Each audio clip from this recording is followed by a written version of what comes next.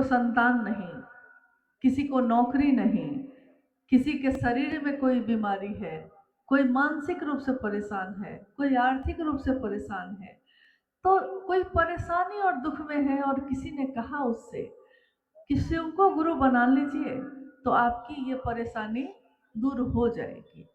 परेशानी दूर हो जाती है, लेकिन याद रखिएगा, ये सुनकर जिस दिन आपने शिव को गुरु बनाया, उस दिन से लेकर आगे के दिनों तक भी आपका लक्ष्य शिव नहीं है। शिव से मिले हैं इसलिए कि ताकि मेरा काम हो सके। तो लक्ष्य तो शुरू से यही था कि हमको संतान चाहिए, लक्ष्य शिव तो नहीं थे। लक्ष्य तो यही था कि हमको संपत्ति चाहिए, उद्देश्य शिव से मिलना तो नहीं था, शिव से काम लेना है, लेकिन शिव का होना नहीं है। दोनों में काफी अंतर है। शिव का काम, ये तीनों सूत्र जो साहब ने कहा करने के लिए, उन्होंने कहा कि तीनों सूत्र शिव को कृतज्ञता ज्ञापित करने का सर्वोत्तम पक्ष है, सर्वोत्तम तरीका है। लेकिन अगर अपने लौकिक कामनाओं के लिए हम सिर्फ करते हैं तो लौकिक कामनाएं पूरी तो होंगी ही, क्योंकि महादेव से सटे हैं आप। महादेव से चाहे जैसे सटिए, हरि से लगी रहो रे भाई, लगे रहे हैं आप तो बनत बनत बन जाए, ये तो होगा ही होगा। लेकिन उद्देश्य अपना थोड़ा ठीक करिए। आपने देखा होगा आज तो हर हाथ में मोबाइल है, सबके पास है ना।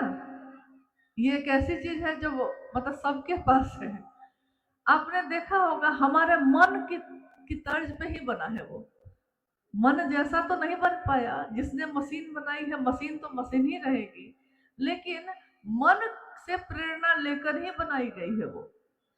तो आप गौर करिएगा कि अगर उस मोबाइल फोन में आप कोई चीज, कहते हैं ना गूगल पे देख लेते हैं, गूगल पे देखते हैं, लोग देखते हैं, जिसको लिखने नहीं आता या टाइप करने नहीं आता तो उसमें आप बोल के खोजते हैं, सर्च करते हैं। जैसे उसमें माइक जो है दबा के आप कहते हैं शिव चर्चा, तो शिव चर्चा में जैसे ही कहते हैं आप, तो आप देखते होंगे कि उसमें बहुत सारी चीज आ जाती है। साहब की शिव चर्चा भी आ जाती है, बहुत सारे गुरु भाई गुरु बहनों की शिव चर्चा भी आ जाती है, कोई कोई उसमें पूरा नाच गाना का डाले हुए है वो भी आ जाता है, गाना का भी आ जाता है। यानी आपने खोजा है शिव चर्चा, लेकिन आ गई है कितनी चीज, आपके पास बहुत सारे विकल्प है। आप देखना क्या चाहते हैं, आप आगे इस एक कदम के बाद दूसरा कदम आपका कहां जाने वाला है, ये तो आपके हाथ में वो फोन है। मन तो आपके पास है ना, तो आपके हाथ में वो फोन है और आप उस पे अब कहते हैं कि साहब की शिव चर्चा, तो आ जाता है जितना भी साहब की चर्चा उस पे है, फिर वो आ जाता है आपके सामने। तो जैसे ही आपके सामने वो आता है तो बाकी सारी चीजें धीरे धीरे सब की सब हट जाती है। होता है कि नहीं ऐसा? बोलिए, होता है कि नहीं ऐसा? यानी जैसे ही आपने शिव की चर्चा की तो बहुत सारी चीजें आई, लेकिन आपने उसमें खोजा कि शिव की चर्चा में बहुत चीजें हैं, लेकिन हमको बहुत चीजों में नहीं जाना है। हमको क्या क्या में जाना है? हमको जाना है कि साहब ने शिव की चर्चा में क्या कहा है, हमको वो सुनना है। यानी जिसकी आप सुनना चाहते हैं, अब आपने उसका नाम लिया तो वो फोन, यूट्यूब हो, फेसबुक हो, जो भी हो, वो फोन आपके सामने वो चीजें ले आता है, बाकी सारी चीजों को हटा देता है। देखिए, फोन है वो, मन भी कुछ ऐसा ही है। आपका मन क्या खोजता है?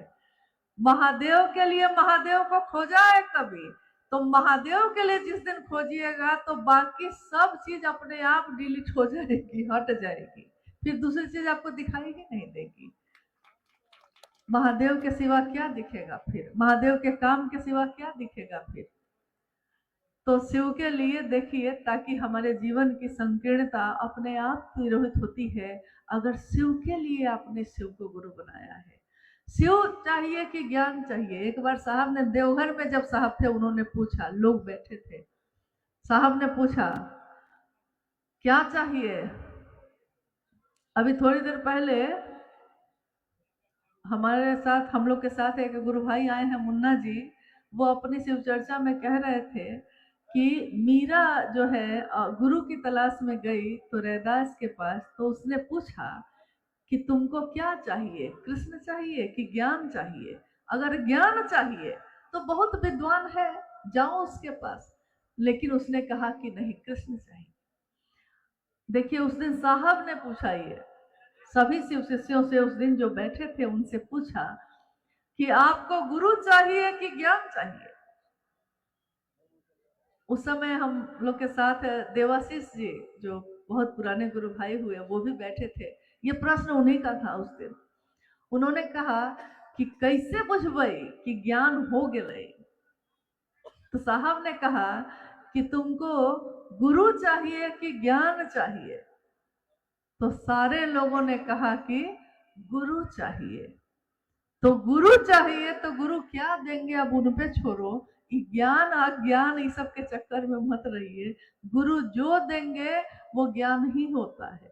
तो गुरु चाहिए तो महादेव की चाहत से चलिएगा, तो सारी संकीर्णता दूर हो जाएगी, अपने आप खत्म हो जाएगी।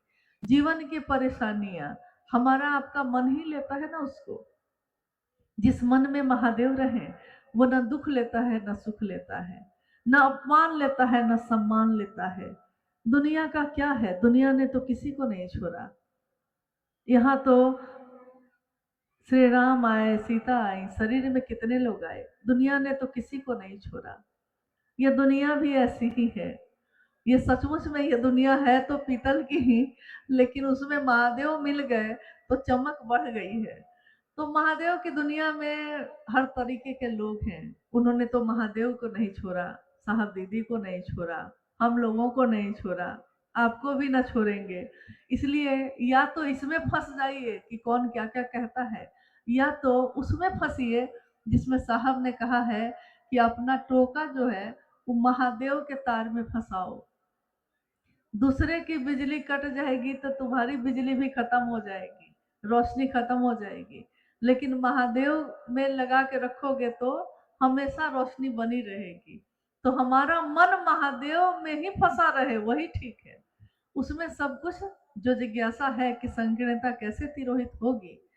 तो मेरा यही कहना है कि आप अपने उद्देश्य को थोड़ा ठीक कर लीजिए। जब हम कोई तस्वीर खींचते हैं, अभी मोबाइल की ही बात हो रही थी, मोबाइल उठाइए और तस्वीर खींचिए। दूर से खींचिएगा तो इसमें सारी चीजें आएंगी, लेकिन उसमें आप क्या खींचना चाहते हैं, आप फोकस करते हैं, नजदीक करते हैं, नजदीक करते हैं और थोड़ा सा हिल गया हाथ अगर, तो तस्वीर ही बदल जाती है। होता है ना ऐसा? थोड़ा सा हाथ हिला, कांपा, तस्वीर ही बदल गई। खींचना था उस पेड़ का और आने लगा वो घर। तो फिर से आप अपने कैमरा को ठीक करते हैं, यानी जो खींचना चाहते हैं उस पर फोकस करते हैं, उस पर एकाग्र होते हैं, एकनिष्ठ होते हैं। एकाग्रता और एकनिष्ठता यानी समर्पण। एकनिष्ठता होगी तो समर्पण आ ही जाएगा, समर्पण होगा तो एकनिष्ठता भी हो ही जाती है। तो इस तरह हमारे जीवन में हम अपने उद्देश्य को ठीक कर लें, संकीर्णता तो अपने आप खत्म हो जाएगी। दूसरी जिज्ञासा है कि शिव से होकर व्यक्ति के लौकिक पारलौकिक मनोरथ स्वतः पूर्ण होते हैं। एक शिव के शिष्य का लौकिक और पारलौकिक मनोरथ क्या होगा? शब्द तो लिखा हुआ है लौकिक क्या होगा और पारलौकिक क्या होगा, लेकिन उससे पहले लिखा है शिव के शिष्य का। शिष्य की दुनिया में गुरु होते हैं और गुरु की दुनिया में शिष्य होता है, और कोई नहीं होता। तो शिष्य की दुनिया में जब कोई शिव को चाहेगा तो उसको क्या लौकिक है क्या पारलौकिक, ध्यान जाएगा तब न कुछ चाहेगा। लौकिक कामना क्या क्या हो सकती है? आराम हो, अच्छा भोजन मिले, घर में रहे। देखिए हम लोग कहाँ बैठे हैं, ना आप अपने घर में बैठे हैं, ना हम अपने घर में बैठे हैं। हम लोग इस मैदान में बैठे क्या कर रहे हैं? कामना अगर महादेव की बात की हो जाए, उनकी हो जाए, तो आपकी लौकिक चीजें अपने आप धीरे धीरे हल्की हो जाती हैं। यानी आप रास्ता खोजते हैं कि घर का काम होना है हो जाए, व्यापार चलना है चल जाए, लेकिन मेरे महादेव की बात कैसे हो जाए, आप रास्ता खोजते हैं। तो लौकिक कामनाएं अगर पूरी हो भी जाएंगी, जो कि हो जाती हैं, महादेव जो चाहे तो क्या न हो। किम न सिद्धते भूतले, इस भूतल पे क्या ऐसा है जो आप चाहिए और नहीं सिद्ध होगा। लेकिन जो शिव को चाहता है, साहब हरिंद्रानंद जी के जीवन को आपने सुना, डिप्टी कलेक्टर, एक एजुकेशन डायरेक्टर के बेटा, यानी जब छोटे थे तब भी सुविधा की कमी नहीं थी, जब बड़े हुए तब भी सुविधा की कमी नहीं, सम्मान की कमी नहीं। क्या साहब को एक डिप्टी कलेक्टर को कम सम्मान मिलता है? ऐसा नहीं। लेकिन अपने जीवन में उन्होंने 10 बजे से 6 बजे तक ऑफिस का काम किया। उससे पहले महादेव की बात की, उसके बाद भी महादेव की ही बात की। वो चाहते तो अपने घर में अपने बच्चों के साथ पिकनिक मनाने जाते, लेकिन उनकी ये चाहत ही नहीं रही। जो शिव को चाहता है उसके लिए अब वो चीजें भारी हो जाती हैं। हमारी आपकी अनुभूति है कि कोई कहता है कि पार्टी में चलिएगा तो लगता है कि पता नहीं क्या पूछ रहा है, और अगर कहीं लग गया कि जाना पड़ जाएगा तो 10 तरह के बहाने बनाते हैं कि नहीं जाना पड़े, क्योंकि लगता है कि कितने पागल लोग हैं, अपना समय बर्बाद कर रहे हैं। देखिए, दृष्टि बदल गई, सोच बदल गई, तो कितनी चीजें बदल गई। पिकनिक मनाना गलत नहीं है, लेकिन ऐसा भारी हुआ है महादेव का भाव, शिव का भाव, गुरु का भाव इतना भारी हो गया कि जगत की सारी चीजें हल्की हो गई। जो आपके पास है, आप आज उसको भी भोगने के लिए अपने घर में नहीं बैठते। जो आपके पास है, टीवी लगा है, टीवी देखने का समय नहीं है, ऑन ही नहीं होता है, लगा हुआ है। यानी भोग तो है, भोगा नहीं, भोग की इच्छा ही खत्म हो गई। भोग एक समय ऐसा था कि भोग था और हम आप भुक्त थे। यानी गाड़ी खरीदे हैं तो गाड़ी की देखभाल में लगे हैं, घर बनाया है तो दीवार में दाग नहीं लग जाए इसके कोशिश में है, कपड़ा खरीदा है तो खोंच नहीं लग जाए, फट नहीं जाए, खराब ना हो जाए, इसकी कोशिश में है। गहना खरीदा है पहनने के लिए, लेकिन तिजोरी से चोरी ना हो जाए, इसकी कोशिश में है। लेकिन धीरे धीरे क्या हुआ, भोग था, भुक्त थे, मतलब भोग ही अब हमको भोग रहा था। साहब ने बस इतना कहा, महादेव को गुरु बनाओ और ये 3 सूत्र करना। इन 3 सूत्रों ने क्या कमाल किया है कि अब भोग है और भोगने की इच्छा ही नहीं होती है। लौकिक कामना शिव का शिष्य क्या मांगेगा? उसके जीवन में क्या कामना ऐसी है जो वो चाहेगा? अब है पारलौकिक। पारलौकिक यानी कुछ ऐसा वरदान मिल जाए, कुछ ऐसी चीज हो जाए, मोक्ष मिल जाए मुझको, जीवन और मृत्यु के चक्र से छुटकारा मिले। बहुत कष्ट है इस धरती पे, कष्ट तो है, ये बात सही है, बहुत कष्ट है। शरीर व्याधियों का घर है, ये दुनिया, यहाँ खुशियां हैं कम, बेशुमार है गम, सच है ये। लेकिन शिव के शिष्य की बात हो रही है, इसमें जिज्ञासा है शिव के शिष्य के लिए।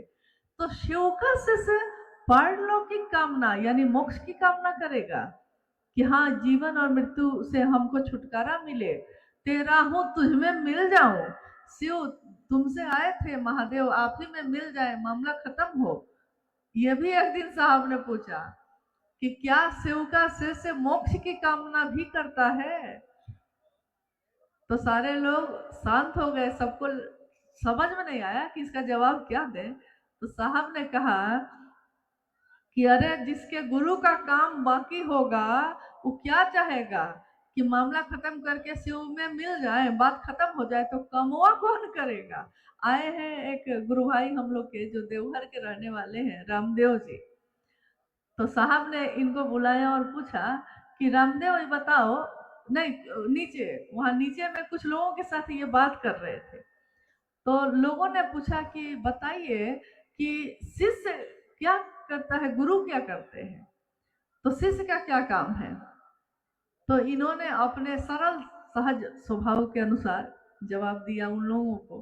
कहा कि अरे गुरुजी को सब्जी लाना होगा तो शिष्य को न भेजेंगे, गुरुजी को कपड़ा लाना होगा तो शिष्य को न भेजेंगे। देखिए इनकी अपनी जो उस समय बातचीत थी।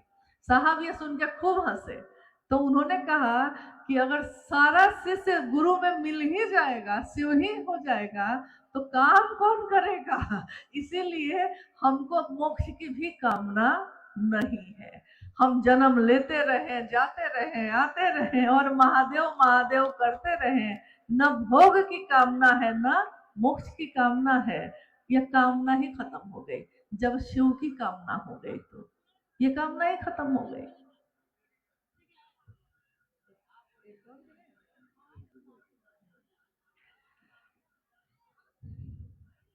एक अंतिम जिज्ञासा है, नमः शिवाय जप करने नहीं आ रहा है, कैसे जप करें कि परिणाम मिल जाए, बताया जाए। एक जिज्ञासा और है इसमें इनकी कि 16 वर्ष हो गए शिव को गुरु बनाए हुए और कष्ट कम नहीं हो रहा है, क्या करें। तो इसका तो उत्तर आपने सुन लिया है। अभी कष्ट कम नहीं हो रहे हैं तो लक्ष्य यानी कष्ट ही है। महादेव पे थोड़ा छोड़िए टेंशन, थोड़ा महादेव को भी दीजिए। खुद ही सारा तनाव लेने की जरूरत नहीं है। जिस दिन आप अपने शरीर की बीमारी को भी कह देते हैं कि पूरा का पूरा हम नहीं भोगेंगे तुमको, आधा तुम भोगो आधा हम भोगेंगे, तब दुख सीधे कम हो जाते हैं। हालांकि महादेव की दया हो, महादेव की असीम दया से आपके कष्ट कम हो। अब है जिज्ञासा ये कि नमः शिवाय से नमन कैसे करें। नमः शिवाय से नमन करने की बात है। हालांकि शिव शिष्यता में नमन एक प्रक्रिया है, एक ऐसी प्रक्रिया जो दूर क्षितिज तक जाती है। ये साहब के वाक्य है। उन्होंने कहा कि शिव को नमन करना एक लंबी यात्रा है, एक लंबी सड़क है जो दूर तक जाती है। सरल शब्दों में समझिए कि तीनों सूत्रों में नमन का जो सूत्र है वो तीसरा सूत्र है।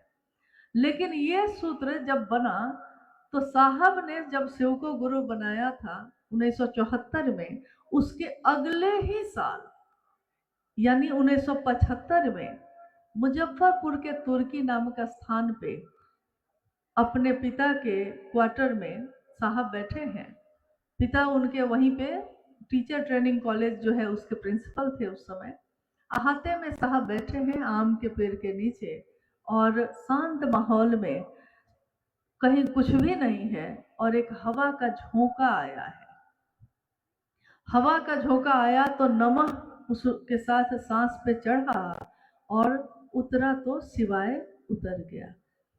और ये घटना जब हुई तो साहब ने बताया कि जिस दिन ये बात हुई मेरे साथ तो मैं अकबका के खड़ा हो गया।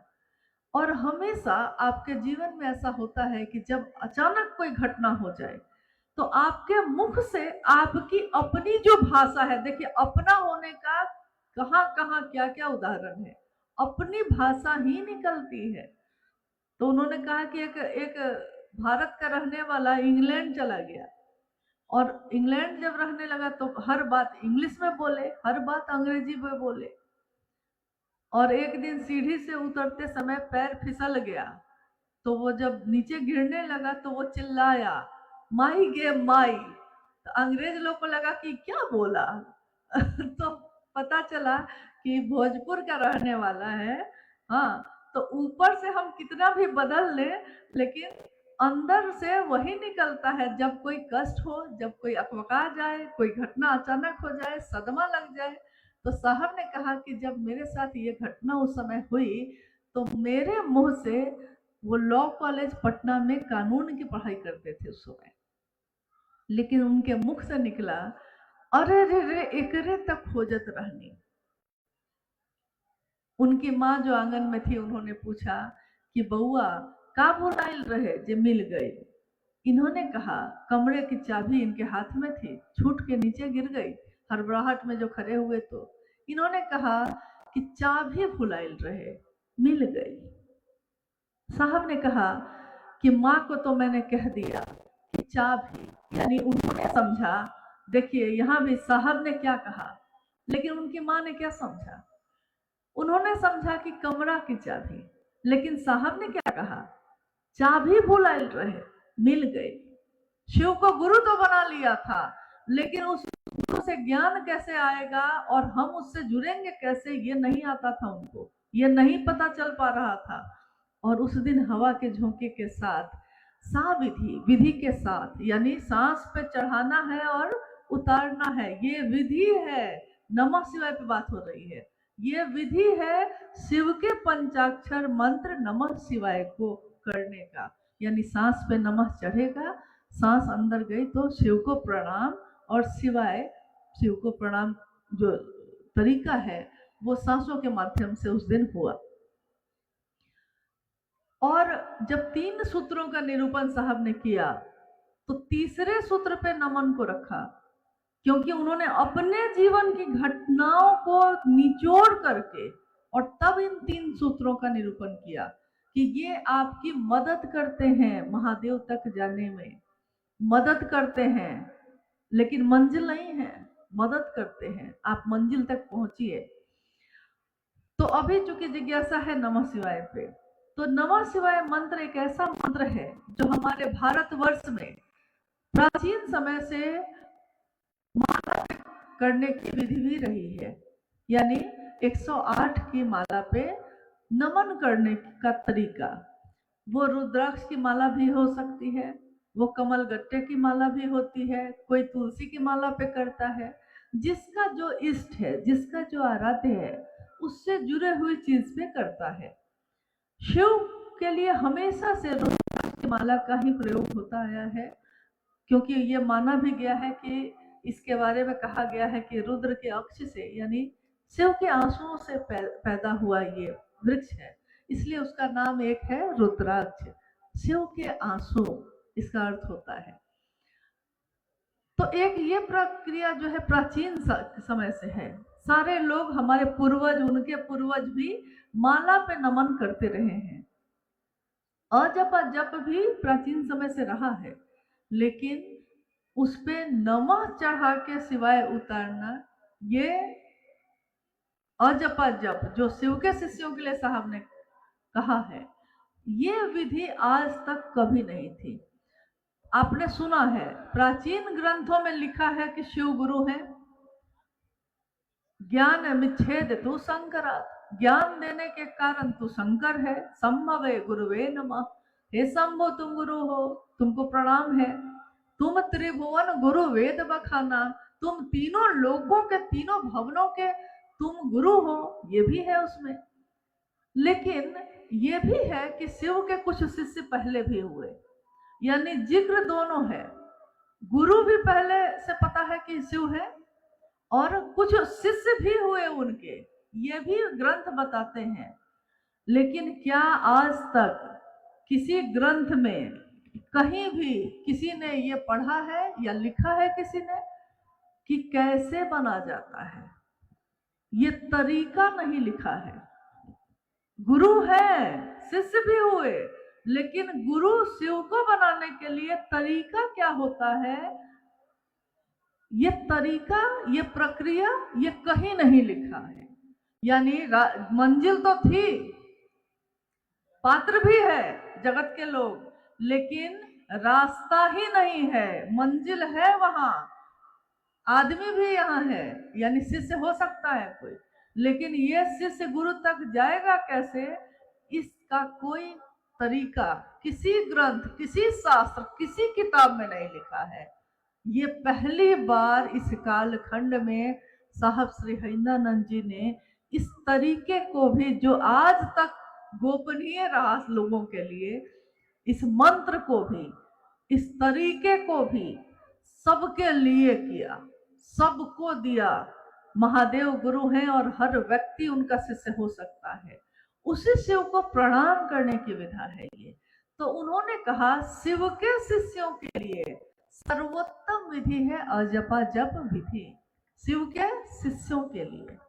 अब है कि वो शिव का शिष्य जगत में भी रहता है, तो लौकिक कष्ट अगर ज्यादा हो जाते हैं तो अभी मन बहुत जुड़ा नहीं है महादेव से, तो लौकिक कष्ट जब बढ़ जाते हैं तो वो कहता है महादेव से भी कुछ नहीं मिला, छोड़ो, महादेव को भी छोड़ देते हैं।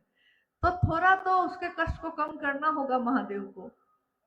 इसके लिए उन्होंने कहा कि 24 घंटे में, यानी एक दिवा काल में 24 घंटे में एक बार 108 की माला पे नमः शिवाय से मंत्रानुक्रम से, यानी मंत्र के अनुक्रम, एक दाना पे नमः शिवाय मन में शिव को प्रणाम करने का भाव, फिर अगला दाना, फिर अगला दाना, यानी मंत्र अनुक्रम से एक के बाद एक। इसका सांसों से कोई लेना देना नहीं है, क्योंकि कभी कभी कुछ लोग ऐसा भी किए कि मंत्र जो जपे ना तो माला पे एक दाना और सांस पे चढ़ाए, और साहब ने कहा कि अगर दनवा टूट गया तब क्या होगा, सांस तो अंदर रह जाएगी। तो खैर एक दाना आगे बढ़ाया तो सांस पे चढ़ा लिया। तो साहब ने कहा कि भाई दो नाव पे एक साथ सवारी नहीं की जाती है, यानी दोनों के तरीके अलग अलग हैं। माला पे नमन करने का तरीका अलग है, अजपा जप यानी सांसों पे करने का तरीका अलग है। सांसों पे जो मंत्र जपे जाते हैं वो ईश्वर प्राप्ति के लिए होते हैं, और ईश्वर प्राप्ति के लिए जो मंत्र जपे जाते हैं वो संपूर्ण जीवन भर चलता है। इसलिए सबसे सुंदर तरीका है सांसों की माला, यानी इसकी माला कब शुरू होती है और कब खत्म होती है, जन्म लेते शुरू और जब शरीर की मौत होगी तो खत्म। पूरा जीवन हर सांस उस शिव को प्रणाम हो जाए, ये सबसे सुंदर तरीका है। श्वास श्वास पे नाम ले, वृथा श्वास मत खो, क्या जाने इस श्वास का फिर आना हो न हो, क्या पता इस श्वास का फिर जो सांस आई है तो निकलेगी कि नहीं, और जो निकली है तो फिर आएगी कि नहीं, क्या पता ऐसा होगा कि नहीं। तो उन्होंने कहा कि सबसे सुंदर तरीका यही है। ध्यान अगर भटक जाए तो छोड़ दीजिए। आपने सुना टुकड़े टुकड़े में भी आप कर सकते हैं। आज तक में किसी ने ये साहस नहीं किया शिव के प्राण मंत्र को टुकड़े टुकड़े में कर देने का, नहीं कर सकते आप। लेकिन ये प्रेम अधिकार कैसा लाता है, ये शिव से उनका प्रेम कैसा है कि उन्होंने अपने गुरु से लड़ के इसको तोड़ा है। उन्होंने कहा कि लोग नहीं कर पा रहे तो आप होंगे महादेव, लेकिन आपको महादेव बन के नहीं लोगों तक आना है, आपको उनका गुरु बन के आना है। गुरु अपने शिष्य के जो उसका मानसिक स्तर है, जो वो समझ सकता है, उस स्तर पे आकर और तब ज्ञान देने की जिम्मेदारी वहन करनी पड़ती है। इसलिए अजपा जप सबसे सुंदर विधि है। नमः शिवाय पे आप कर सकते हैं। कैसे कर सकते हैं ये जिज्ञासा थी ना। हाँ, तो माला का जो है नमन करने का वो, और अजपा जप करने का वो, ये दोनों तरीका ये है। लेकिन शिव के शिष्यों के लिए सर्वोत्तम तरीका है अजपा जप। शिष्यानुभूति अगर आप पढ़ेंगे या आपने पढ़ा होगा तो उसमें ये लिखा है। लेकिन अगर 24 घंटे में एक माला भी आप कर ले तो ज़्यादा बेहतर है। हुआ ये कुछ ऐसा कि जब लोग आने लगे उस समय साहब से मिलने, तो जो आते सो कहते साहब से कि नमन नहीं हो रहा है हमसे, ध्यान भटक जाता है। तो साहब कहते हैं कि अरे थोड़ा ध्यान में लाओ, महादेव का जो ध्यान आता है वही ध्यान करके करो। नहीं हो रहा है, नमन नहीं हो रहा है। तो उस समय हम लोग अमरकंटक जाने वाले थे, उससे कुछ दिन पहले उपवन में। तो साहब ने कहा कि टुकड़े टुकड़े में करो। तो पहले हुआ कि टुकड़े टुकड़े में करो ना, 5 मिनट, 2 मिनट, 11 मिनट, जितनी देर आपका 11 बार, जितनी बार आपसे हो सके उतना ही करिए। धीरे धीरे लोगों के बीच ये बात फैल गई कि हाँ साहब ने कहा है टुकड़े टुकड़े में भी कर सकते हैं। तो लोगों ने माला पे करना छोड़ दिया। यानी आराम जब मिलने लगता है तो हम चाहते हैं कि और आराम मिले। तो एक माला करना भारी लग रहा था, साहब ने तो कह ही दिया कि माला पे कर लो, माला नहीं हो रहा है तो सांस पे कर लो, सांस में भी भटक जा रहे हैं तो टुकड़े टुकड़े में कर लो। आराम मिलता चला गया, मिलता चला गया। फिर उसके बाद जो लोग आए तो उन लोगों ने साहब से कहा कि साहब टुकड़े टुकड़े में भी नहीं होता है। तब साहब बिगड़ गए। उन्होंने कहा कि विद्यार्थी को ना ज्यादा छूट देना ठीक नहीं है, इसीलिए 24 घंटा में एक माला भी करनी पड़ेगी और टुकड़े टुकड़े में नमः शिवाय सांस पे भी करना पड़ेगा। चलो अब दोनों करो, बहुत आराम हो गया। तो उसके बाद से फिर से हम लोग करने लगे। देखिए प्रणाम करना भी महादेव को हमारा मन ही करता है। मन जिस रंग में रंगाता है उसी रंग का हो जाता है। जाते तो हैं हम लोग बहुत दूसरी दूसरी बात सुन के सोच के, यही आते समय पता नहीं आपके मन में उस समय क्या क्या रहा होगा, मेरे मन में क्या क्या रहा होगा। लेकिन जब सामूहिक एक जगह होती है तो सभी शिव शिष्यों का रंग जो है महादेव का जो रंग है उनके मन पे ऐसे चढ़ता है कि कहते हैं कि लाली देखन में गई, मैं तो लाली को देखने गई थी, लाली देखन में गई मैं भी हो गई लाल, लाली मेरे लाल की, यानी जिसको मैं प्रेम करूं जो मेरे गुरु हैं, लाली मेरे लाल की जित देखो तित लाल। हर जगह वही दिखाई देता है जो मेरे मन में है। मन का ही प्रतिबिंब यह जगत है, जो आपके मन में है वही एक दिन मूर्त रूप लेता है। किसी दिन मन में ये बिल्डिंग रही होगी किसी की, किसी ने बना दिया तो दिख रहा है। मन की चीजें दिखती नहीं है, लेकिन अगर मन में पैदा ना हो तो सामने वो साकार रूप भी नहीं लेती है। महादेव हम सबके जीवन में उतर रहे हैं, उतरते रहे। हम उनके शिष्य बनकर जो हो सकता है उनके लिए करें, और शायद महादेव के शिष्य बने कि नहीं बने, बनेंगे कि नहीं बने, महादेव मुझको शिष्य समझेंगे कि नहीं समझेंगे, क्या कैसे पता चलेगा कि महादेव मेरे गुरु हैं। ऐसी कितनी जिज्ञासा, ऐसे कितने प्रश्न हमारे मन में हमेशा उठते हैं, तो हम नहीं जानते कि ये कैसे पता चलता है। लेकिन महादेव से हम सब शिव के शिष्य यही कहते हैं कि शिष्या समझोगे कि नहीं समझोगे महादेव, शिष्या न समझ कोई बात नहीं, तेरे काम तो आने दे। नहीं, आपके काम हम आ सके, हम थोड़ी आपकी बात कर सके। और जो अपने गुरु की महिमा का गान करता है, जो अपने गुरु की बात करता है दूसरों से, उसका मन भी वैसा होता है और उसका माहौल परिवेश भी वैसा ही होता है। आप सभी से यही अनुरोध है कि इतने दिनों के बाद यहाँ जो ये कार्यक्रम आयोजित हुआ, इसका एक ही उद्देश्य सबका है। सबका उद्देश्य जब एक हो जाता है तो उसमें ताकत होती है। सामूहिक उद्देश्य शिव के शिष्यों का, एक साथ शिव की चर्चा जब अंतरिक्ष में भी पहुंचती है तो अंतरिक्ष भी शिव में हो जाता है।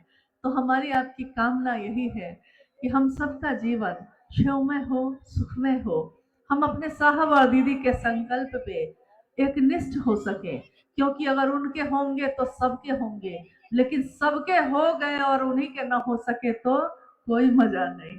इसलिए होना है तो उनका होइए जिन्होंने शिव तक पहुंचने का रास्ता बनाया है, किसी और ने नहीं बनाया था। हमारे जीवन में बहुत भैया है, बहुत दीदी है, सबको प्रणाम है, सबका धन्यवाद है। जिसने व्यथा दिया उसका भी धन्यवाद है, जिसने प्रेम और सम्मान दिया उसका भी धन्यवाद है। लेकिन ये धन्यवाद धन्यवाद करते करते हम लोग कहीं महादेव को न भूल जाएं।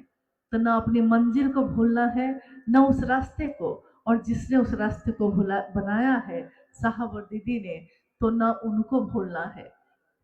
सदैव ये स्मरण रहे सभी शिव शिष्यों को कि ये पावन सलीला है, अंदर अंदर ही बह रही है सबके हृदय में। वो शिव की दया की अतल गहराइयों में संपूर्ण प्रवाह के साथ समाहित होती ही रहे। ये साहब हरिंदरानंद जी ने चाहा है, उन्होंने लिखा है आओ चले शिव की ओर में कि मेरी अपने गुरु, यानी उन्होंने अपने उसमें लिखा और कहा कि मैं शिव का शिष्य हरिंद्रानंद, मेरी अपने गुरु शिव से साष्टांग ये प्रार्थना है। साष्टांग का अर्थ होता है पूरी तरह समर्पण करके ये प्रार्थना है कि सबका मन शिव की दया की अतल गहराइयों में समाहित होता ही रहे। यही उनकी चाहत है, हम उस चाहत के अनुरूप हो सके, इसकी कोशिश करिएगा। आप सभी के चरणों में मेरा प्रणाम।